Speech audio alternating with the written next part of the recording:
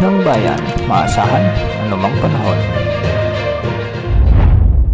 Magandang araw po sa ating lahat. Narito ng pinakuling update sa magiging lagay ng ating panahon at sa magiging lagay ng panahon sa mga susunod na oras. Sa kasalukuyan ay nakalayo na sa ating bansa ang dating bagyong Ramil at kumikilos na ito papalapit sa bahagi ng Southern Vietnam o central part ng Vietnam. Sa ngayon, easterlies ang weather system na nakakaapekto ngayon sa silangang bahagi ng ating bansa at magdadala naman ito ng maulap na papawirin na may mga kalat-kalat na pagulan at thunderstorms sa Batanes, kaya posible din ang banta ng mga pagbaha at pagguho ng lupa, lalo na kung may mga umiiral na katamtaman hanggang sa kung minsan ay malalakas na pag-ulan. Samantala, magiging bahagyang maulap hanggang sa maulap naman ang mga kalangitan na may mga isolated rain showers and thunderstorms. Dulot pa rin ng easterlies sa Bicol Region, Eastern Visayas, Caraga, Davao Region, ang nalalabing bahagi ng Cagayan Valley, Aurora at Quezon Province. Ang mga lugar na ito ay pinaaalalahanan natin na maging handa o mag-ingat sa banta ng mga biglang pagbaha o pagguho ng lupa, lalo na kung may mga umiiral ding severe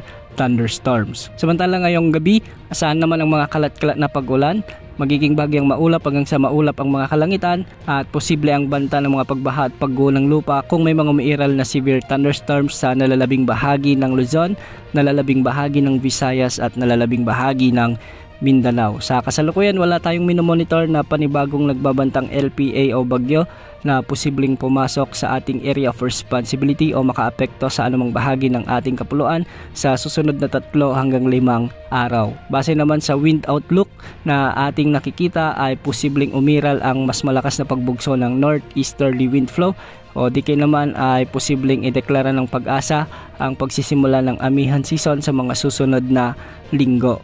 Ibig sabihin nito, mas malamig na panahon ang inaasahan sa Northern Luzon sa mga susunod na linggo dahil sa pag-iral ng amihan o di kaya naman ay northeasterly wind flow. Samantala, para sa lagi ng mga pag-alon sa ating karagatan, ang mga baybayin sa extreme Northern Luzon ay posibleng umabot ang mga pag-alon hanggang 2.8 meters sa nalalabing baybayin ng Luzon, posibleng umabot hanggang 2.1 meters at sa nalalabing baybaying sakop ng bansa ay posibleng umabot ang mga pag-alon hanggang 1.8 meters. Manatiling nakantabay sa ating channel para sa mga susunod na updates. Ito po ang weather update ng bayan, maasahan anumang panahon.